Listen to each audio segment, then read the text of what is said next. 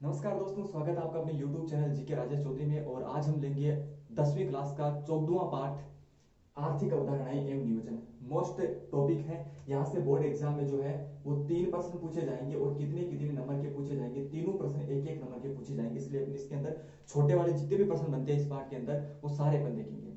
तो सबसे पहले अपन जो छोटे वाले प्रश्न में देखते हैं राष्ट्रीय आय। राष्ट्रीय आय यानी एक नंबर की जो परिभाषा आपको राष्ट्रीय आय की पूछी जाती है सबसे पहले। तो एक एक देश के उत्पादन के सभी साधनों द्वारा एक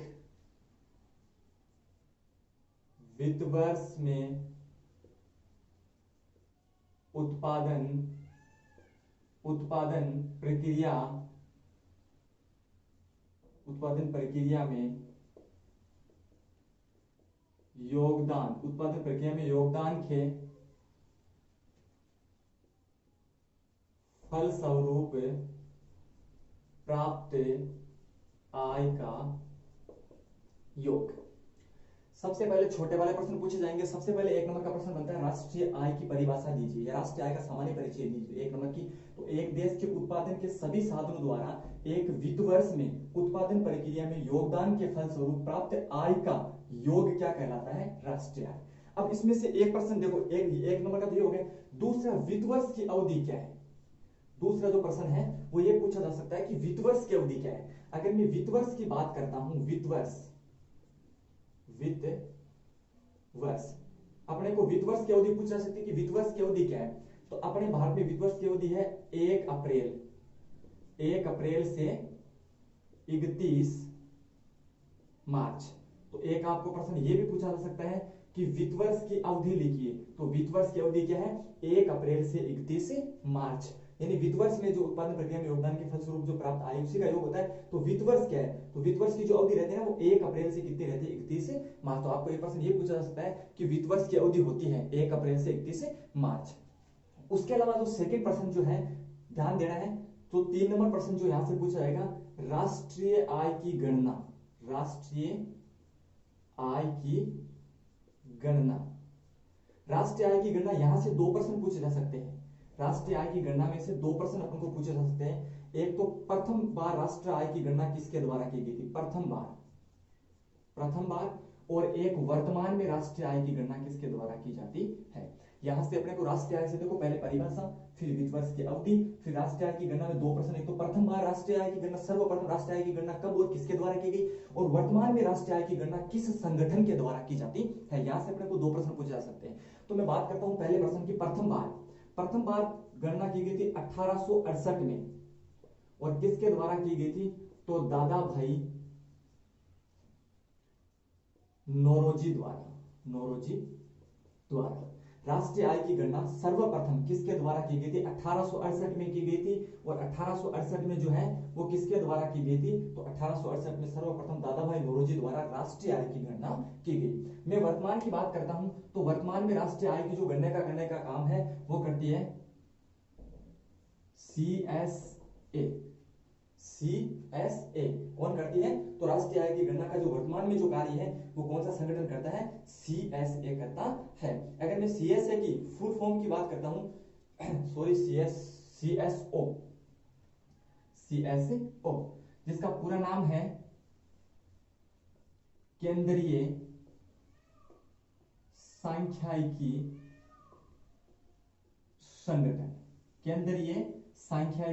संगठन। देखो यहां से अपने को 2 प्रश्न पूछे जा सकते हैं। प्रथम बार राष्ट्रीय आय की गणना कब और किसके द्वारा की गई? 1868 में दादा भाई नौरोजी के द्वारा की गई। दूसरा, वर्तमान में राष्ट्रीय आय की गणना किसके द्वारा की जाती है? तो सीएसओ के द्वारा की जाती है, केंद्रीय सांख्यिकी संगठन के द्वारा। यहां से ये प्रश्न पूछा जा सकता है, सर सीएसओ का पूरा नाम लिखिए। तो केंद्रीय सांख्यिकी संगठन। या सर्वप्रथम जो राष्ट्रीय आय की गणना कब की गई? तो 1868 के अंदर की गई। उसके अलावा अपने को जो एक प्रश्न यहां से जो है राष्ट्रीय आय में से और सकल घरेलू उत्पाद की परिभाषा। सकल घरेलू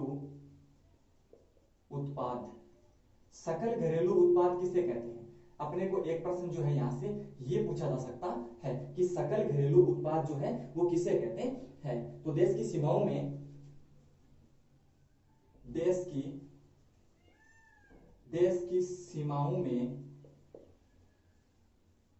एक वर्ष में उत्पादित अंतिम वस्तुओं और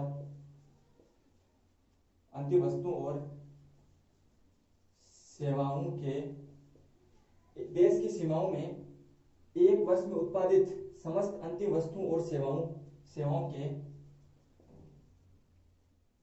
मौद्रिक मूल्यों का योग ही क्या कहलाता है, राष्ट्रीय आय कहलाता है।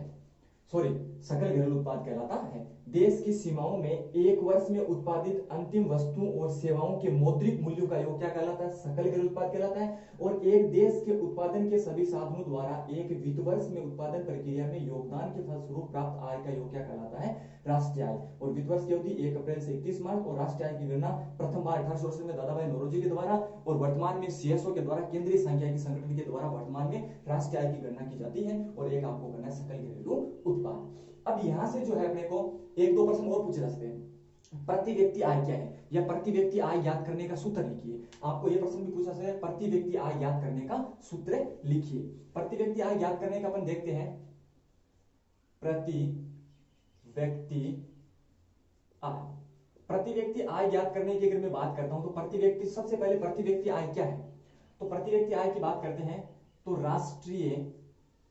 राष्ट्रीय आय में राष्ट्र की जनगणना या जनसंख्या का, राष्ट्रीय आय में जनसंख्या का भाग देने पर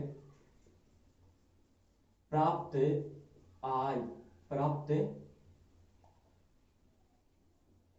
आय ही क्या कहलाती है, प्रति व्यक्ति आय। यह प्रश्न भी आपको पूछा सकता है, प्रति व्यक्ति आय क्या है, तो राष्ट्रीय आय में जनसंख्या का भाग देने पर प्राप्त आय ही क्या प्रति व्यक्ति आय कहलाती है। अगर प्रति व्यक्ति आय के अपन को सूत्र पूछा जाता है, सूत्र, तो अपन वही बात है कि राष्ट्रीय आय बट्टा आगे क्या लिख देंगे, जनसंख्या। राष्ट्रीय आय बट्टा जनसंख्या मोस्ट है। प्रति व्यक्ति आय याद करने का सूत्र लिखिए, तो राष्ट्रीय आय बट्टा जनसंख्या। प्रति व्यक्ति आय क्या, राष्ट्रीय आय में जनसंख्या का, राष्ट्रीय आय में जनसंख्या का भाग देने पर प्राप्त जो आय है वो क्या कहलाती है, प्रति व्यक्ति आय कहलाती है। वो सूत्र की बात करता हूं तो राष्ट्रीय आय बट्टा जनसंख्या। ये था हमारा एक नंबर के इतने प्रश्न। इसके बाद में एक बात देखो, इसके बाद में अपन थोड़ा सा और आगे देखते हैं। आगे की अगर मैं बात करता हूं तो सबसे पहले था राष्ट्रीय आय समिति। राष्ट्रीय आय समिति, अब अपन देखेंगे राष्ट्रीय आय समिति के बारे में।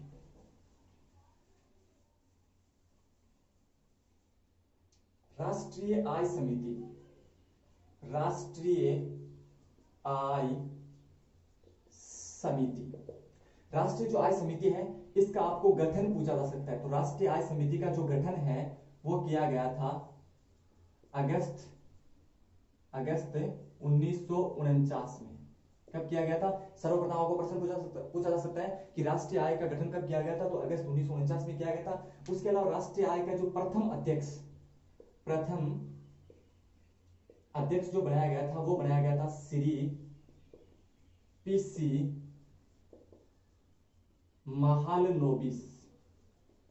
श्री पीसी महालनोबिस को बनाया गया था। उसके अलावा आपको पूछा सकता है इसने प्रथम रिपोर्ट कब जारी की, प्रथम रिपोर्ट कब जारी की, तो इसने प्रथम रिपोर्ट जारी की थी 1951 में। और इसने अंतिम रिपोर्ट कब जारी की, अंतिम रिपोर्ट की मैं बात करता हूं तो अंतिम रिपोर्ट इसने जारी की थी 1955 में। तो आपको कहीं एक नंबर का प्रश्न ये भी पूछा जा सकता है कि राष्ट्रीय आय की समिति का गठन कब किया गया था, अगस्त 1949 में। इसके प्रथम अध्यक्ष कौन थे, तो श्री पीसी महालनोबिस। और उसके अलावा एक प्रश्न आपको ये पूछा जा सकता है कि जो राष्ट्रीय आय समिति है इसने अपनी प्रथम जो रिपोर्ट है वो प्रथम रिपोर्ट कब प्रस्तुत की, तो 1951 में प्रस्तुत की। और इसने अपने अंतिम जो रिपोर्ट है वो कब प्रस्तुत की, तो इसने जो अपनी अंतिम जो रिपोर्ट है वो 1955 के अंदर प्रस्तुत की। अब जो अपने को जो प्रश्न पूछे जा सकते हैं वो प्रश्न है अर्थव्यवस्था के क्षेत्र को लेकर। बहुत मोस्ट है, यहाँ से कई बार प्रश्न पूछे जाते हैं, आप ध्यान से इसको देखना।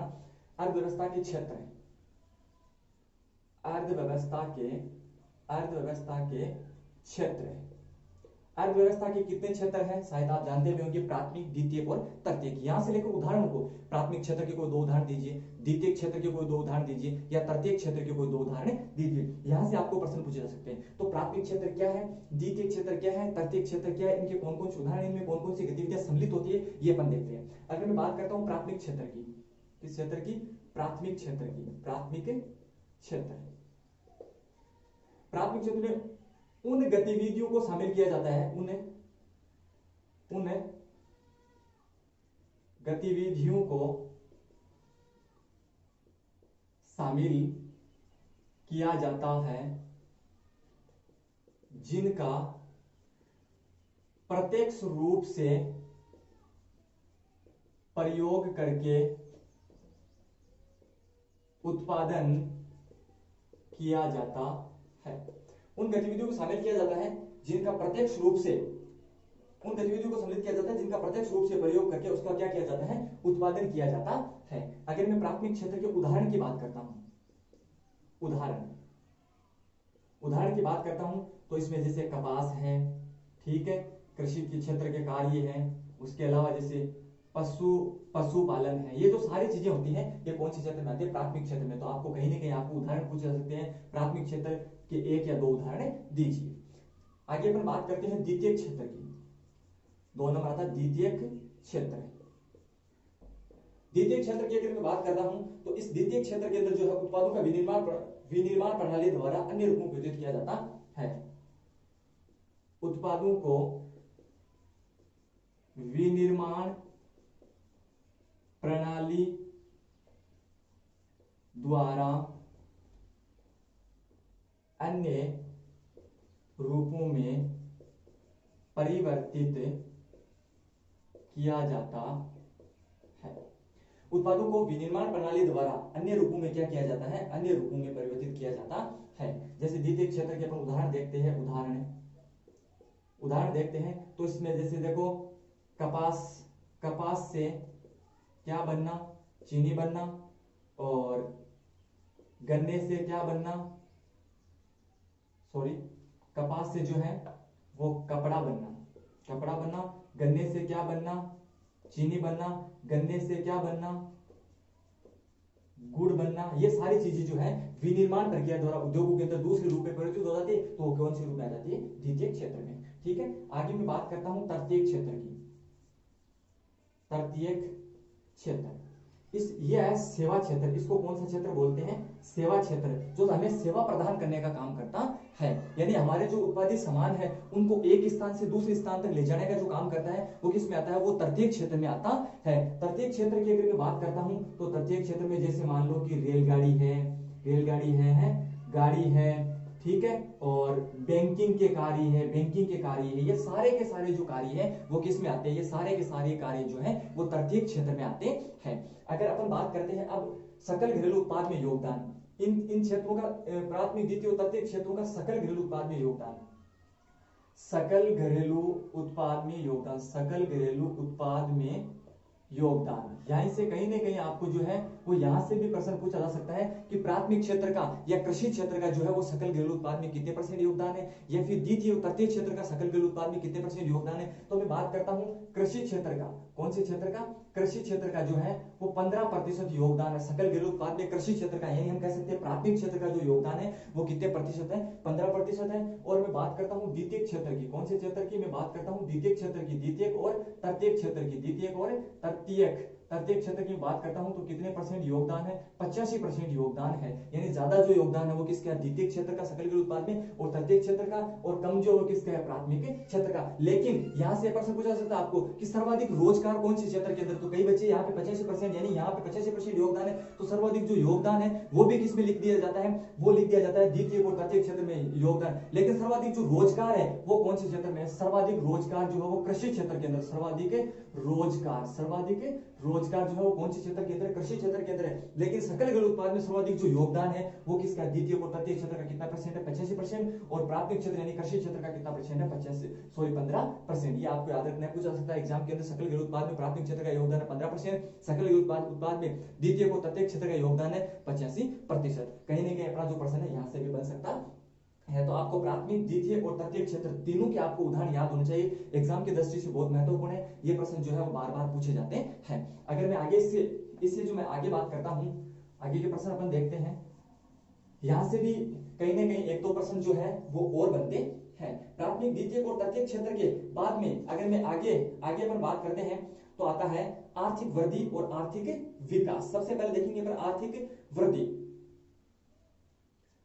आर्थिक वृद्धि, आर्थिक वृद्धि, एक तो आर्थिक वृद्धि और एक आता है अपना आर्थिक विकास। दो प्रश्न, एक एक नंबर के प्रश्न इसमें से पूछेंगे, दोनों में से आपको एक प्रश्न पूछ सकते हैं, आर्थिक वृद्धि और आर्थिक विकास। तो आर्थिक वृद्धि की मैं बात करता हूं तो राष्ट्रीय आय तथा प्रति व्यक्ति आय में समय के साथ होने वाली वृद्धि जो है, समय के साथ होने वाली जो वृद्धि जो है वो क्या कहलाती है, आर्थिक वृद्धि। और इसमें यह है कि इसमें ये इसका हो गया कि आर्थिक वृद्धि के साथ साथ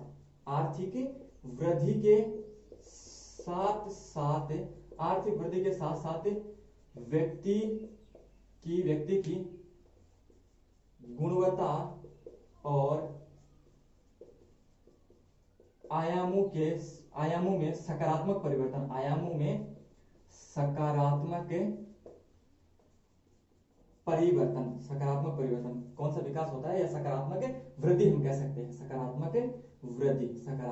दोनों परिभाषाएं आपको कहीं ना कहीं एग्जाम में पूछी जा सकती है।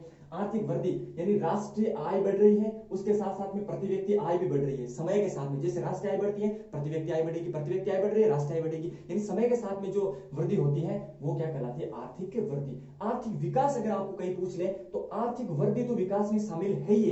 आर्थिक वृद्धि बढ़ रही है, उसके साथ साथ में जो है वो व्यक्ति की गुणवत्ता में भी क्या होना चाहिए, परिवर्तन होना चाहिए, उसमें वृद्धि होनी चाहिए। और उसके जो आयाम है उसमें भी कौन सा विकास होना चाहिए, सकारात्मक विकास होना चाहिए, सकारात्मक वृद्धि होनी चाहिए। यानी आर्थिक वृद्धि तो बढ़ रही है, यानी राष्ट्रीय आय और प्रति व्यक्ति आय तो बढ़ रही है, लेकिन प्रति व्यक्ति आय और राष्ट्रीय आय के साथ साथ में व्यक्ति की गुणवत्ता और व्यक्ति के आयामों में भी क्या होना चाहिए, परिवर्तन होना चाहिए, वो क्या कहलाएगा, आर्थिक विकास। ये था अपना आर्थिक विकास और आर्थिक वृद्धि को लेकर। उसके बाद में मैं बात करता हूं आर्थिक वृद्धि और आर्थिक विकास के बाद में दो तीन चीजें और मोस्ट रहेगी अपने लिए, जो एक एक नंबर के प्रश्नों की दृष्टि से बहुत इंपॉर्टेंट है। सबसे मैं पहले बात करता हूं सतत विकास, इसी को हम कह सकते हैं धारणीय विकास, इसी को हम कह सकते हैं पोषणीय विकास। एक ही बात है, आपको देखो एग्जाम में जो है सतत विकास दे सकता है, अकेला आपको धारणीय विकास दे सकता है, अकेला आपको पोषणीय विकास दे सकता है, या फिर डायरेक्ट आपको ऐसे भी दे सकता है सतत, धारणीय या पोषणीय विकास क्या है, इसकी आपको परिभाषा पूछ सकते हैं। तो इसकी परिभाषा की अगर मैं बात करता हूं तो इसकी परिभाषा है पर्यावरण को बिना नुकसान पहुंचाए किया जाने वाला विकास। पर्यावरण को बिना नुकसान पहुंचाए किया जाने वाला विकास कौन सा विकास कहलाता है, सतत विकास, धारणीय विकास या पोषणीय विकास। यानी कि आपको विकास भी करना है, आपको क्या करना है, आपको विकास भी करना है। याद रखना, पर्यावरण जो दिवस है, पर्यावरण दिवस कब मनाया जाता है, 5 जून को मनाया जाता है। कहीं ये प्रश्न भी आपको पूछ सकते हैं। तो यानी आपको विकास भी करना है, लेकिन आपको विकास ऐसे करना है भावी पीढ़ी को देखते हुए, अपन ऐसे भी कह सकते हैं भावी पीढ़ी को देखते हुए, भावी पीढ़ी को देखते हुए, यानी आने वाली पीढ़ी को देखते हुए हमें पर्यावरण को बिना नुकसान पहुंचाए हुए क्या करना है, विकास करना है, ताकि पर्यावरण को नुकसान नहीं पहुंचे और आने वाली पीढ़ी को कोई प्रॉब्लम नहीं हो। तो इस प्रकार से हमें विकास भी करना है, लेकिन हमें विकास इस प्रकार से करना है जिस विकास के कारण से पर्यावरण को कोई नुकसान नहीं होना चाहिए। कहीं अगर आप विकास के लिए कोई फैक्ट्री उद्योग लगा रहे हो, वहां से आप अगर पेड़ों को काट रहे हो तो एक की जगह आप 3 पेड़ लगाओ, 4 पेड़ काट रहे हो वहां 8 पेड़ लगाओ, यानी आपको विकास भी करना है, लेकिन उस विकास के कारण से पर्यावरण को क्या नहीं होना चाहिए, नुकसान नहीं होना चाहिए। आपको विकास भी करना और पर्यावरण को भी नुकसान नहीं होना चाहिए। उसके अलावा जो पूछा जा सकता है, अपने को जो प्रश्न जो पूछा जा सकता है वो पूछा जा सकता है समावेशी विकास। अगर मैं समावेशी विकास की अगर मैं बात करता हूं तो ऐसा ऐसा विकास जिसका जिसका लाभ समाज के सभी वर्गों तक पहुंचे। ऐसा विकास है जिसका लाभ समाज के सभी वर्गों तक पहुंचे। यानी इस प्रकार का विकास समावेशी का अर्थ देखो समाज से जुड़ा हुआ है। समावेशी यानी विकास इस प्रकार किया जाए जिस विकास का जो लाभ है वो समाज के प्रत्येक वर्ग तक पहुंचना चाहिए। यानी इस प्रकार का विकास करना चाहिए जिसका लाभ समाज के हर वर्ग को, हर तबके को होना चाहिए। यानी उसका जो लाभ है वो प्रत्येक वर्ग तक पहुंचना चाहिए। वो कौन सा विकास कहलाता है? समावेशी विकास कहलाता है। उसके अलावा अपने को एक प्रश्न जो है वो मानव विकास सूचकांक 1990 ये अपने को पूछा सकता है। मानव विकास सूचकांक को मापने के लिए कौन से आयाम अपनाए जाते हैं? तो मानव विकास सूचकांक अपनाने के लिए स्वास्थ्य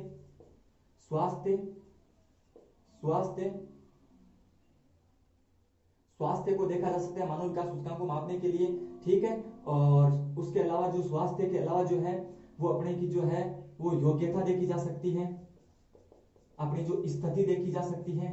स्वास्थ्य और योग्यता, स्थिति, और उसके अलावा जो अपना जो है वो स्तर भी चेक किया जा सकता है। देखो मानव विकास सूचकांक, अगर मानव विकास सूचकांक मापा जाता है कि उस देश का मानव की स्थिति क्या है, किसी देश के मानव की स्थिति क्या है, तो ये मापने के लिए देखा जाता है कि उसमें जो मानव निवास कर रहा है उसका स्वास्थ्य कैसा है, कहीं इसको कोई बीमारी वगैरह नहीं, स्वास्थ्य कैसा है, उसकी योग्यता क्या, वो कितना पढ़ा लिखा है, और उसकी स्थिति किस प्रकार की, वो स्थिति किस प्रकार की, वो कौन से वर्ग में निवास, कौन से वर्ग में आता है, मध्यम वर्ग में आता है पैसों की दृष्टि से, आर्थिक दृष्टि से, या उच्च वर्ग में आता है, पूंजीपति वर्ग में आता है, कौन से वर्ग में आता है, ये अपने को जो है मानव विकास को लेकर प्रश्न पूछा कहीं ना कहीं पूछा सकता है। तो सतत विकास, धारणीय या पोषणीय विकास, एक प्रश्न ये, यानी पर्यावरण को बिना नुकसान पहुंचे हमें क्या करना है, वह वीडियो देखते विकास करना है। एक समावेशी विकास हमें पूछा सकता है, और एक मानव विकास जो हमें पूछा जा सकता है। उसके अलावा जो है वो अपने पास में 2-3 प्रश्न और मुख्य रूप से बनते हैं, उनकी मैं चर्चा करता हूं। तो आता है भारत में नियोजन, कौन सा आता है, भारत में नियोजन, बहुत मोस्ट प्रश्न है, भारत में नियोजन। सबसे पहले अपने को जो है वो नियोजन देखना है कि नियोजन किसे कहते हैं, नियोजन की परिभाषा हमें समझनी है। तो किसी भी कार्य की पूर्व रूपरेखा तैयार करना, पूर्व रूपरेखा तैयार करना ही क्या कहलाता है, नियोजन कहलाता है। जैसे मैं आपको उदाहरण के माध्यम से समझाऊं, किसी के परिवार में कोई शादी है तो हम पहले ही योजना वो परिवार वाले जो पहले योजना तैयार कर लेते हैं कि हमें कितने कार्ड बनाने हैं, क्या करना है, हमें कौन कौन से काम करने हैं। तो ये पूर्व, किसी भी काम की अगर हम पूर्व रूपरेखा तैयार कर लेते हैं तो उसी को क्या कहा जाता है, नियोजन कहा जाता है। भारत में जो 1950 के बाद में आर्थिक विकास के लिए जो है वो 2 संस्थाएं बनती है। एक तो बनता है योजना आयोग, और एक बनती है राष्ट्रीय विकास परिषद।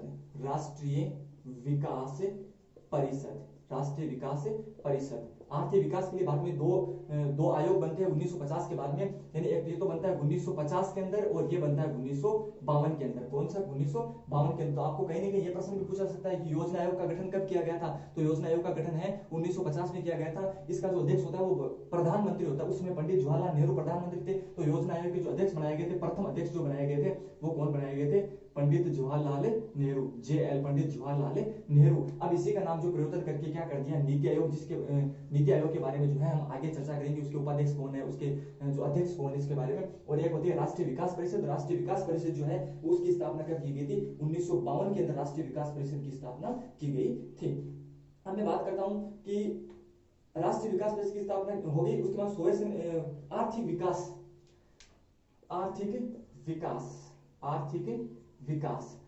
विकास को लाने के लिए सर्वप्रथम प्रयास किया गया था 1928 के अंदर। कब किया गया था, 1928 में किया गया था। और किसके द्वारा किया गया था, तो सोवियत संघ के द्वारा किया गया था। सर्वप्रथम प्रयास जो आर्थिक विकास के लिए किसके द्वारा किया गया था, तो आर्थिक विकास के लिए जो सर्वप्रथम जो प्रयास है वो 1928 में कौन करते हैं, सोवियत संघ करते हैं। और कौन सी योजनाओं के माध्यम से करती है, मैं आपको बता देता हूं, ये करती है पंचवर्षीय योजनाओं के माध्यम से। कौन सी योजनाओं के माध्यम से करती है, पंचवर्षीय योजना। देखो पंचवर्षीय यानी 5-5 वर्ष की योजनाएं लाई जाती है कि 5 साल के लिए एक, जैसे 5 साल के लिए कृषि पे जो अधिक बल देना है, 5 साल के लिए उद्योगों पे अधिक बल देना है, 5-5 साल के लिए जो है वो योजनाएं लाई जाती है। तो सर्वप्रथम जो है आर्थिक विकास के लिए सर्वप्रथम 1928 में सोवियत संघ ने पंचवर्षीय योजनाओं का तरीका अपनाया गया था, यानी पंचवर्षीय योजनाओं के माध्यम से आर्थिक विकास का मॉडल अपनाया था। अगर मैं यहीं से अगर आर्थिक विकास में अगर भारत की दृष्टि से बात करता हूं, भारत के अंदर जो है तो आर्थिक विकास के लिए सर्वप्रथम जो है वो प्रयास कब किया गया था, आर्थिक विकास के मार्ग को भारत में कब बनाया गया था, आर्थिक आर्थिक विकास के मार्ग को जो है वो भारत में कब अपनाया गया था, इसकी मैं भारत की बात करता हूं तो भारत में आर्थिक विकास के जो है वो 1934 में अपनाया गया था। कब अपनाया गया था? आर्थिक विकास के लिए जो है वो 1934 में अपनाया गया था। एक व्यक्ति था जिसका नाम था sir M Visvesvaraya, sir M Visvesvaraya, Visvesvaraya, मैं आपको सही नाम लिख देता हूँ, sir M Visvesvaraya, sir M Visvesvaraya, sir M Visvesvaraya. इसने एक पुस्तक लिखी थी, इसने एक पुस्तक के माध्यम से आर्थिक विकास का मार्ग को अपनाया था जिसका नाम था planned economy of India, planned economy of India. Planned economy of India के माध्यम से सर्वप्रथम जो है भारत में 1934 के अंदर आर्थिक विकास को अपनाया गया था। आपको कहीं ना कहीं प्रश्न पूछा सकता है कि भारत के जो प्लान्ड इकोनॉमी, ये प्रश्न बहुत मोस्ट है, प्लान्ड इकोनॉमी ऑफ इंडिया नामक पुस्तक की रचना की थी, किसके द्वारा की गई थी? तो सर एम विश्वेश्वरैया के द्वारा की गई थी। सर्वप्रथम आर्थिक विकास का जो है इसने मॉडल अपनाया था। और उसके अलावा जो योजना आयोग की स्थापना 1950 और राष्ट्रीय विकास परिषद की स्थापना 1952। आपको एम विश्वेश्वरैया और प्लान्ड इकोनॉमी ऑफ इंडिया नामक इसने पुस्तक की रचना की थी क्योंकि इसने आर्थिक विकास का सर्वप्रथम इसने अपनाया था 1934 के अंदर अपनाया था। अब आता है भारत में आर्थिक नियोजन के उद्देश्य। भारत में आर्थिक नियोजन के उद्देश्य, भारत में आर्थिक नियोजन के उद्देश्य, आर्थिक नियोजन के उद्देश्य, भारत में आर्थिक नियोजन के उद्देश्यों की अगर मैं बात करता हूं तो सबसे पहला जो उद्देश्य है वो आर्थिक विकास के लक्ष्यों को प्राप्त करना, आर्थिक विकास के लक्ष्य को प्राप्त करना, लक्ष्य को प्राप्त करना, आर्थिक विकास के लक्ष्य को प्राप्त करना। ठीक है। दूसरा मैं बात करता हूं तो गरीबी निवारण, गरीबी निवारण। तीसरा मैं बात करता हूं तो बेरोजगारी, गरीबी निवारण। और उसके बाद बात करता हूं मैं रोजगार में वृद्धि, रोजगार में वृद्धि और आय की असमानता को क्या करना? समाप्त करना।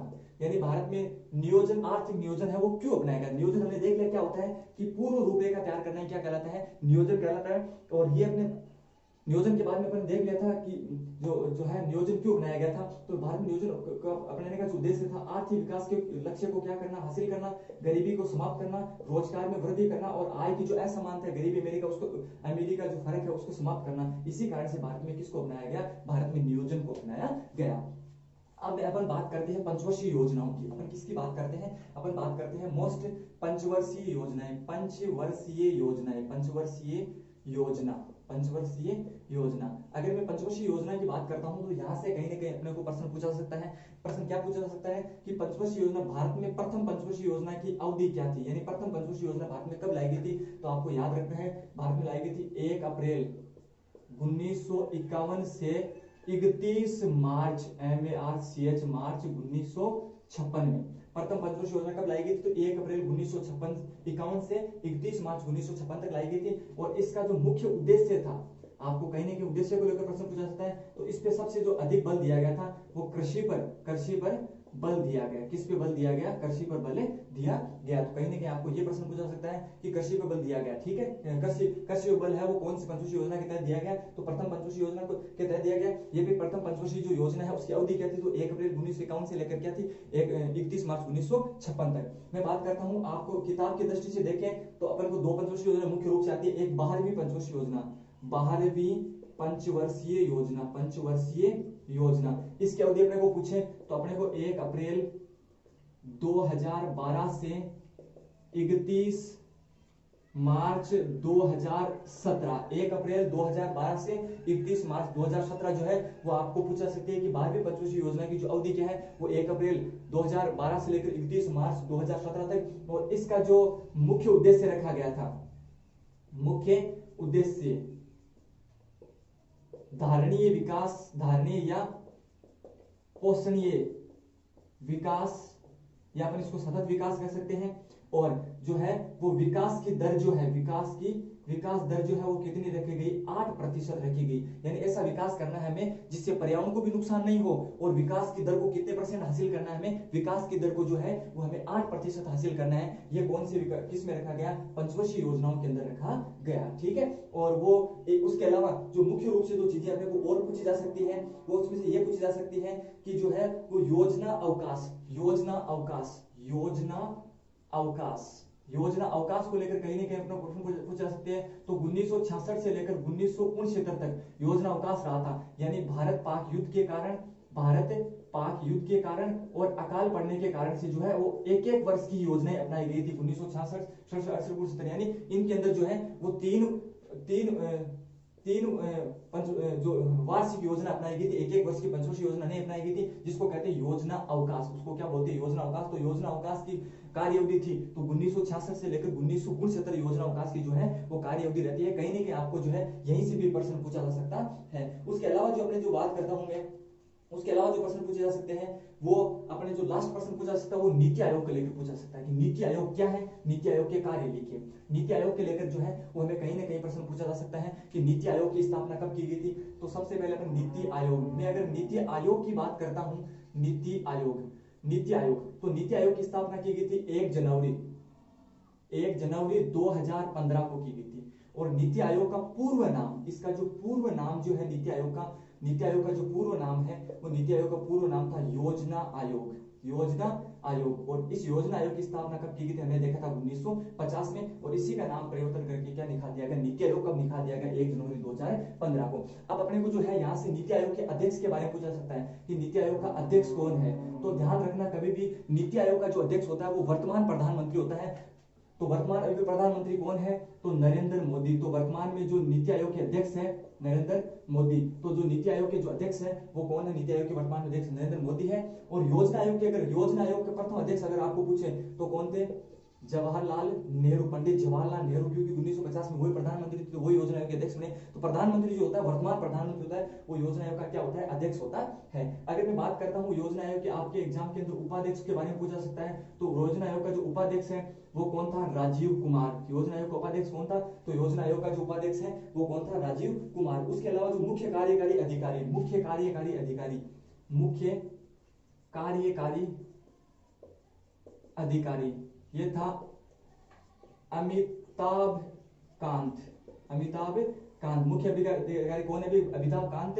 और अध्यक्ष को, उपाध्यक्ष कौन है, राजीव कुमार। और अध्यक्ष कौन है, नरेंद्र मोदी। अपने किताब की दृष्टि से अपन देखें तो अपनी किताब की जो है वही मान्य होगा, इसलिए मैं ये बता रहा हूँ।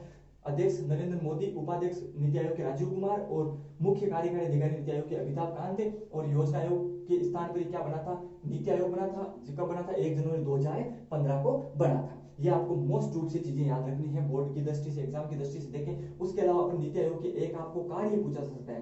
देखो 7 शब्दों में लिखा है नीति।